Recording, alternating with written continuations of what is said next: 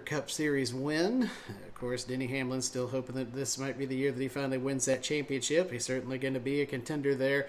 Right now, honestly, if you were to try to pick somebody out to be the favorite to be in the championship for right now, well, two of those spots are clearly going to go to him and Kyle Larson. They've been the two most consistent drivers all season.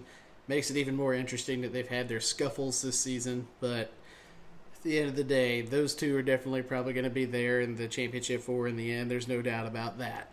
Also, this is something that NASCAR has needed for a very long time. Speaking of Denny Hamlin winning this race, NASCAR has needed a villain. You had Jimmy Johnson back in the day, back in the early 2000s, when he was winning literally, it seems like every week. People didn't like him. He got booed.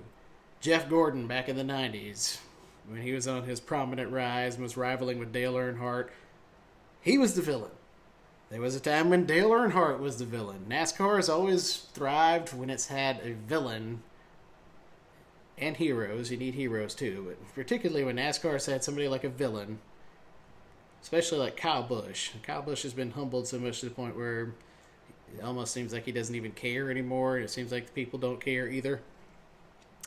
They almost kind of are more feeling sorry for him this season, it seems like, with the way things have gone for him. But Denny Hamlin has definitely emerged as a guy that's drawing the boo birds left and right. It's not just Chase Elliott fans that are booing him, even though there's a little bit of history between those two. It seems like, just in general, people do not like Denny Hamlin.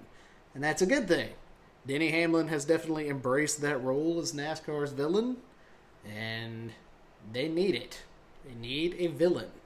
So it will be interesting to see, especially if it comes down to Kyle Larson and Denny Hamlin for the championship in the end, whether Kyle Larson, who everybody obviously is going to look at as the hero, can defeat the dark side here. So that's going to be the storyline going forward here. Who's going to take down the villain? We have our villain. Who's going to take him down? All right, that's going to do it for Bristol. We'll look ahead now to Texas next week as the round of 12 gets started. And the playoff standings have reset. We go on into the round of 12. I'll see you next week.